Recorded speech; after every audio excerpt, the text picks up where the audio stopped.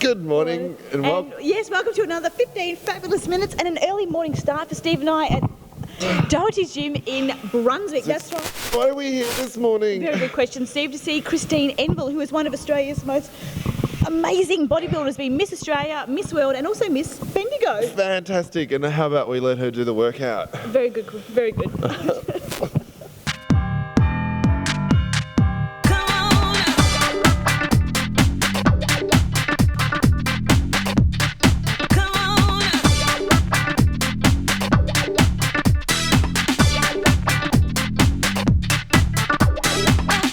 Hello, my name's Troy. I'm Christine's husband.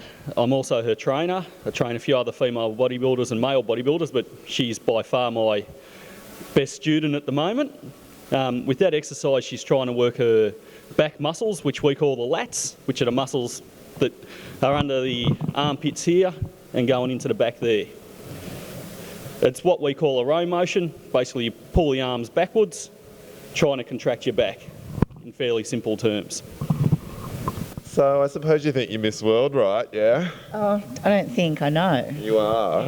Yeah. So how long have you been Miss World? I first won Miss World in 1997. I won it again in 98. Missed it in 99, but regained it again in 2000. What happened that year? I was a bit off. Is it hard? I mean, obviously, do you have to go Miss Australia, Miss, Universe, then Miss World, or? No, it goes, well, obviously a state title like Miss Victoria, because we're Victorians. So then, you've done that? Yeah, I've done that. Yeah. Then Miss Australia, and then Miss World. The Universe is a separate competition, and you sort of qualify up either through doing the Worlds or doing a competition like the Australasias or the Australias. So it is a matter of qualifying. And how many people do you compete against? It varies anywhere. I mean, female bodybuilding's not that particularly huge, but there's usually around 9 other girls, so. It looks pretty huge to me, actually. It looks massive. Christine, I enjoy going to the gym and I do work out myself, as you can tell.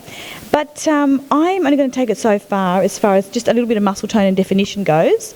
And I like a bit of shape. But you obviously would have started like that maybe, and then you decided to take it that step further until you've competing for these world titles.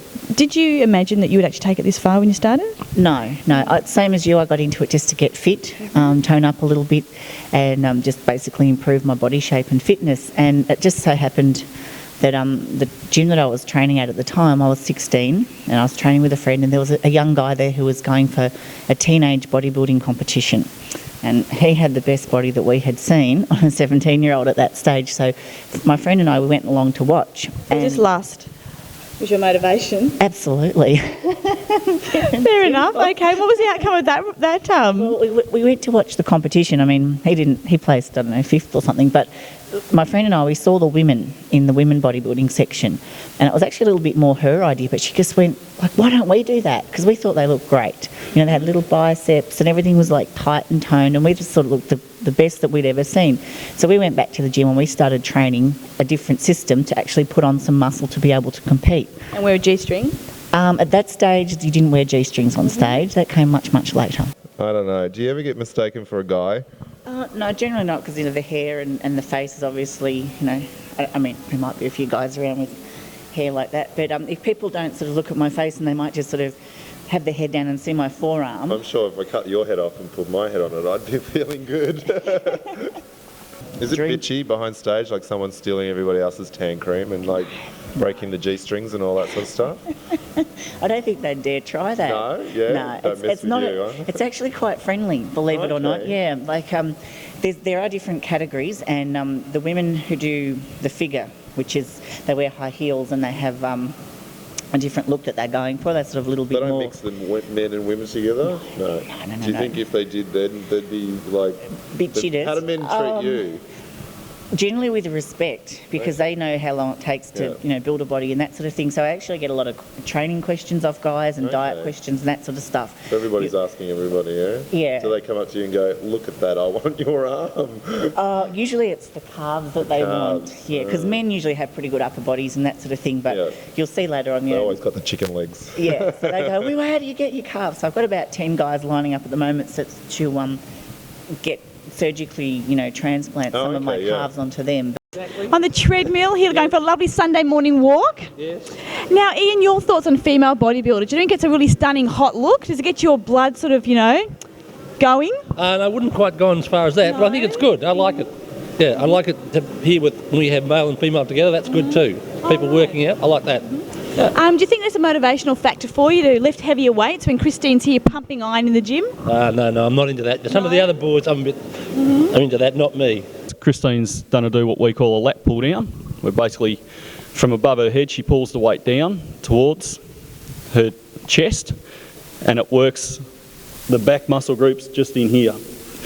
We do this exercise to try to add thickness to the back. So when you stand on stage and you turn it aside or you do a pose, you look what we would call 3D. You don't just look wide and flat. It's one thing to get into it, but it's another thing to maintain your interest and your enthusiasm. I think over the years, you've been doing it for how long now? 12 years? Yeah, training for 12 years, competing for 10 of those years, yeah. And I know Arnold Schwarzenegger was quoted as once saying that the reason he did enjoy lifting weights was he used to orgasm. And I'm just wondering whether that's the case with you. No, and I was going to say I'm glad that he's not still training now, because I could think of nothing worse than having to go onto a piece of equipment that someone's just orgasmed over. Do you have many people asking, what's it like, sex? Yeah, actually that's one question that almost every man I've ever become friends with or met who's been comfortable around me's asked me. Do they freak out? Like, do they say, it's like, is it like having sex with another male because of the physique, or what?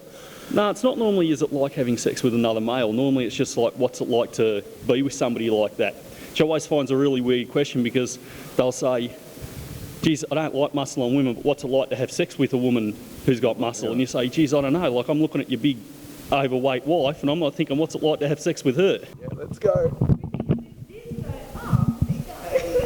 It's not bad. Pretty right. Okay. Don't break the equipment. No, I just don't break my muscles. Christine, what's in your fridge right now? If you open the door, what will we see? Okay, you probably find a huge amount of chicken breast, skinless chicken breast, a lot of vegetables. Probably wouldn't find much else at the moment because it's shopping day today. But generally that's pretty much a lot of fruit, mostly things like apples and pears, all the boring stuff. But yeah, lots of broccoli, lots of zucchini. What else do we eat? Mushrooms, capsicum. What about dairy products? At this stage, no. That's really because I'm 8 weeks out from competition, and I do tend to sort of drop the dairy products out. Even skinny milk and sort of low-fat skim milk stuff? Yeah. The reason for that is that I just find it tends to make my skin a little bit thick, and when you're on stage, you want to have as thinner skin as possible. How many chickens do you go through a year? I've got no idea. We probably go through between us probably maybe 4 or 5 kilos of chicken breast a week. So I don't know how many chickens that equals. At what stage do you realise this becomes an obsession? I don't know if it's... What point in your life that you went, oh my God, where am I going? Why aren't I at home having kids or just going out with the girls? Your whole life is probably spent in the gym. Goodness me. I think you realise that pretty much very, very early on when your friends sort of go, we're going to this place, let's go here, and you go, I'm dieting for competition, I can't come. Or I'll come, but I'll bring my own food. Do they see you as a freak? Oh my God, she's just changed, she's not like she used to be anymore? No, because I suppose... Or your friend group changes? Yeah, your friend group changes because obviously, you're socialising a lot within the gym and that sort of thing, but also... Hanging out with the boys now, yeah. A bit too much. And Tony, of course, is the owner of this gym, which is specifically a bodybuilding gym. That's correct. Well, it's a gym for all athletes, bodybuilders included, but it's a place where people can come and work out without the run-of-the-mill sort of way that fitness centres and leisure centres have gone. This is a place where you really work out and sweat, whether you're a bodybuilder, a footballer, a wrestler, a sprinter. We have all types of athletes come in, so it's primarily a hard training gym. Well, I train a fair few of the AFL guys. Yeah. We've had, I think I've trained just over 50 Australian bodybuilding champions in the last 6 years. I've done a lot of one-on-one work with people in rehab, footballers that may have done a back injury or some kind of thing that stops them from playing. They send them down here to build them up. So, but how expensive is it to keep up a body like yours? I mean, obviously you got all the supplements and all this sort of thing. I mean, Yeah. a fortune on a weekly basis to maintain your body, roughly. Food and everything. Yeah, food, everything. Oh, 200, 250, yeah, easily, yeah. The price of my rent. But I'm really fortunate that I get sponsorship off a couple of companies, in particular Vital Strength and Masashi for supplements, so that really helps out enormously. But how many supplements do you take in a week? On an average a week, you'd spend what?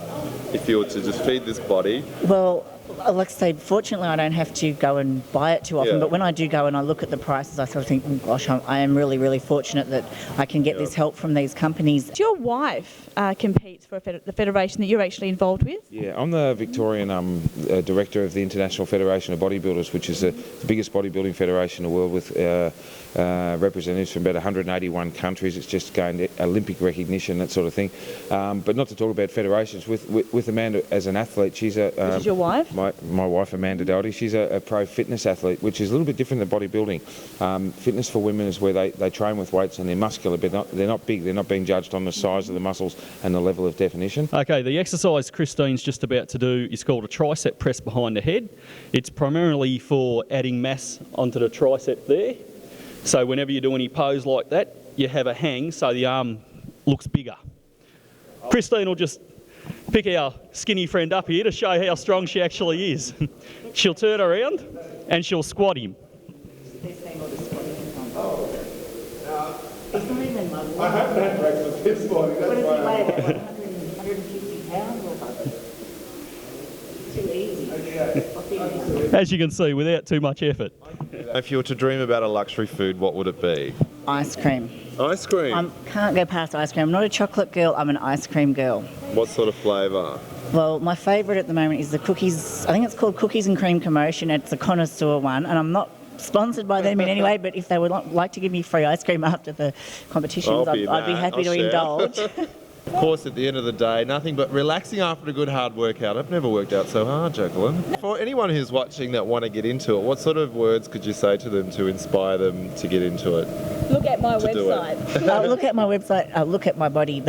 Probably the visual picture speaks louder than any words you could say. If you like what you see, why not give it a go? But my words of advice, come and check out my website it's www.cnval, that's spelt CENVALL.fr.st, and there's a lot of information there about diet and training. Give you this Miss 15 Fabulous Minutes Award.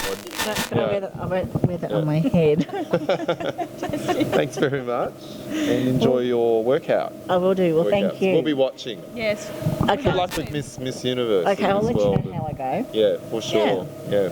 And yeah, You'll win. Bye. hope so. Yeah.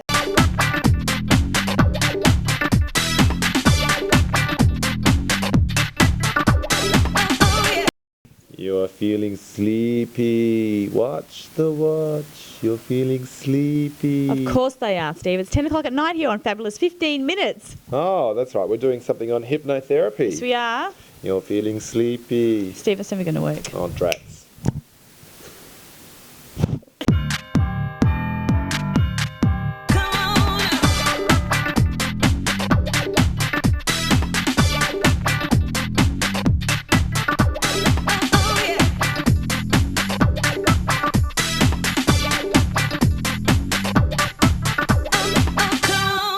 And we're here on the couch. It's not quite the couch, is it though? It's not the couch, but No. it's a good couch. And Steve and I are here with Megan Admon and Nadine Harris, two hypnotists. Is that how you like to be described? Hypnotists. Hypnotherapists. Hypnotherapists, yeah, would be. What's the difference?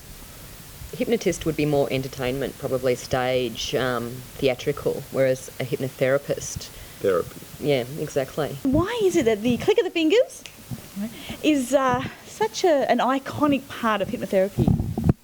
Probably from the stage hypnotherapists, I think. Actually, no, I prefer. Sorry, go on. The stage hypnotherapists are probably watched more and known more about, and the public's more familiar version of hypnosis, so just habit.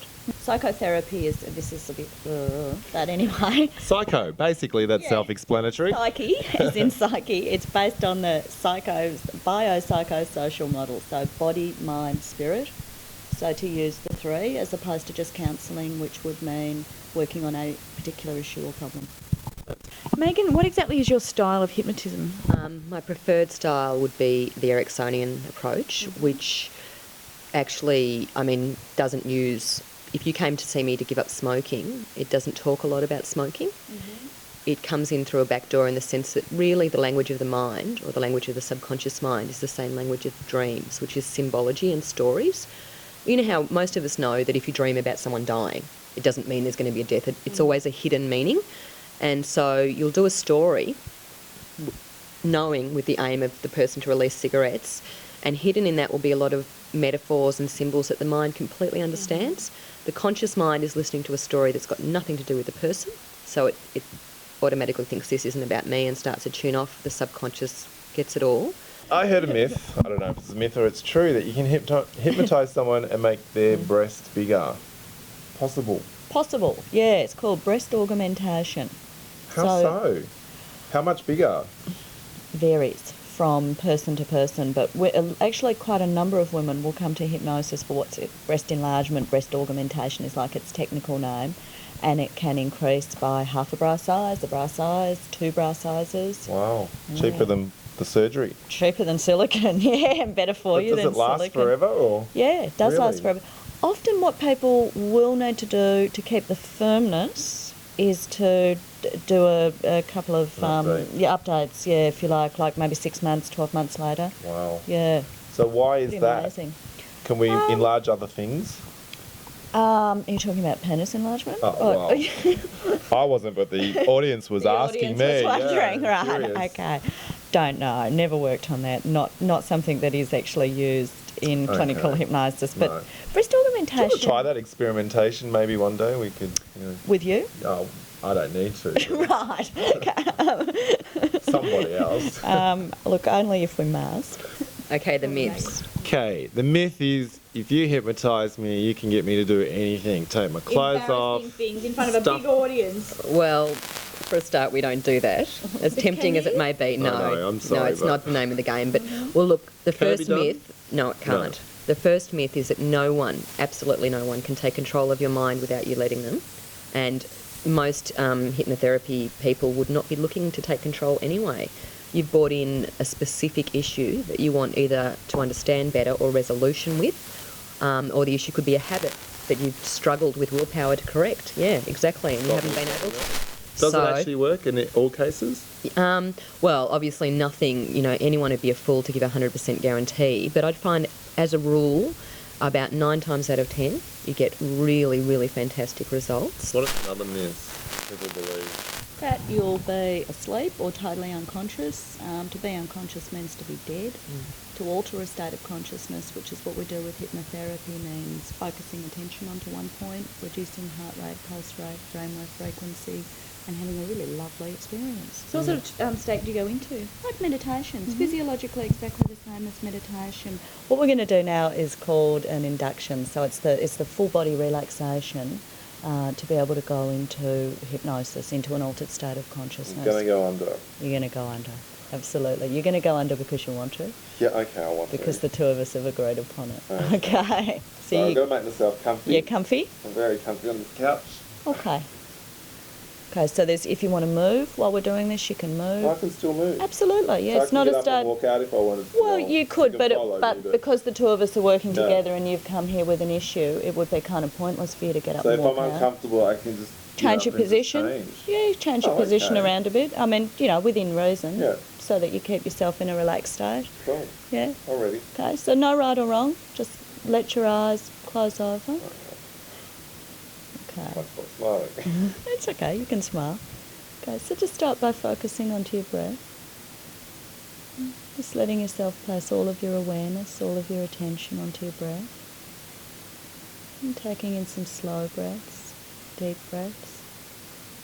The big myth is, I'll lose control. Well, actually you get a hyper sense of control and you gain more control just by being in that state. You have a clarity and a peace of mind that enables you to see even your own stuff easier and quicker. And a lot of people get benefits that I know had nothing to do with me. What we're going to do in a moment is count down. We're going to count down from 5 to 0. And on 0, the whole of the body, the mind, will be completely relaxed and calm. And each of the numbers is going to represent a part of the body that the relaxation passes through. As a relaxation, it's an amazing experience.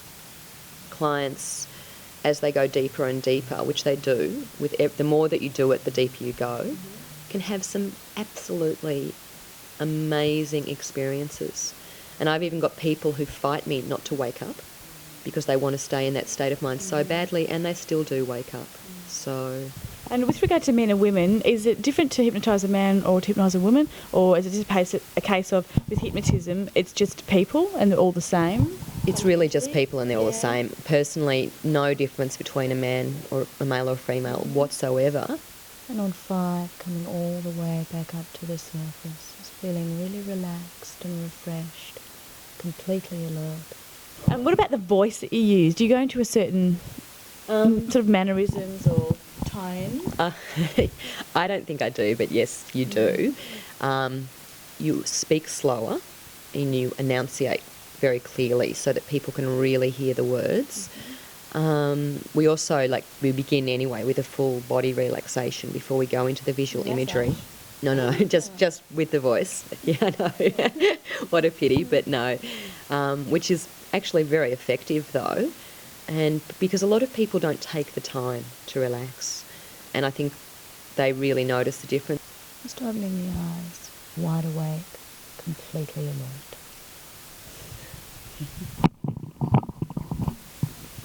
Good morning, what am I doing here? So anyway, I'm in this restaurant, right, Yeah. trying to get the waiter's attention. I It's a nightmare, hate as that, per yeah, usual. I yeah, thought, I'm I going to hate stick my that. foot out, you know. You never Anyway, get so I'm the- going, hello. Now we're in the offices of...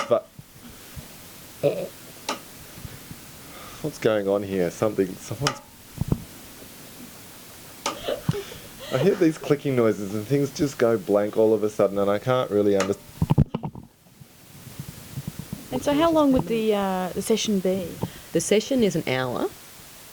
Obviously, we ask people to allow an hour and a half for the first one because with the history taking, but if I'm working with someone and we're really getting somewhere, I'm not going to go, boom, your hour's up and get them out the door. Like you see on TV, they're on the couch, their feet are up and then they're watching the clock? No, it's not like that at all. I mean, and anything, I always try and have anyway space between clients because I find I need that too. I don't like to go from one person to the next. You hypnotised me and I just almost started laughing my head off. Because of course you take it as well. So Yes. people can understand exactly what went on anyway, even if they did slip out of consciousness for a second or two. Yeah, which can happen because there's, obviously with hypnosis, like everything else, there's a light hypnotic state going right down to a very deep hypnotic state. The differences can be quite extreme. And the other differences, of course, are different types of hypnosis, and you specialise in a different type. We do Different styles. different styles. Styles, yeah. Yeah, different styles of hypnosis, which is probably personality and how we would approach a particular issue more than anything else. If you're seeing a hypnotherapist, they'll only be dealing with the issue. So I won't tell you my bank account No, number is absolutely not. 3574. And you weren't even I did it. See? Did you want to go over the annex? Yeah. Thanks, just milk it. If somebody rings up and says, do you do past life therapy? No.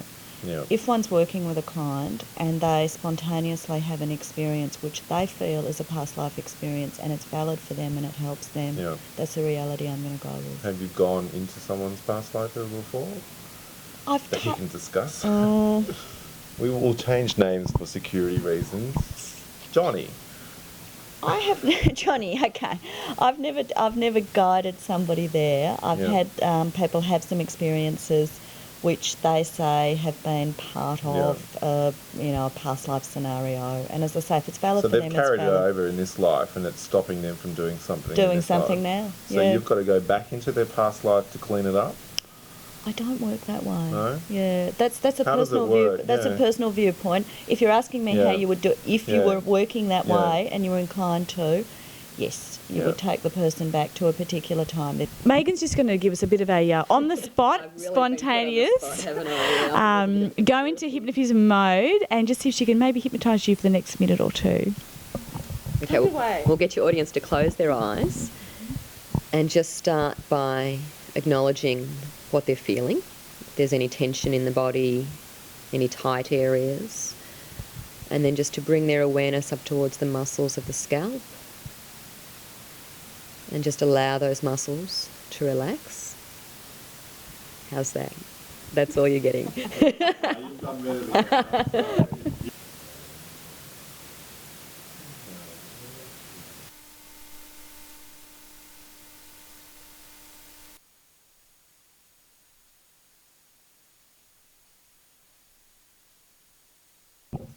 No, Steve, don't do that. Really authoritarian hypnosis. So, therapist has more control over the client rather than client and therapist are working together in conjunction. So, in a moment, it's very showy. In a moment, bang, you'll be awake. Yeah, no, awake. Steve, awake. Steve. Yeah, yeah, yeah. Getting all confused now. Yeah. Hey, look. Yeah. See, it's not going to work. Flashing a. No, but look. Oh my God, is that the time? Yeah, we're run out of time. Till next week. Hey, catch you later. Thanks, guys. That's a wrap.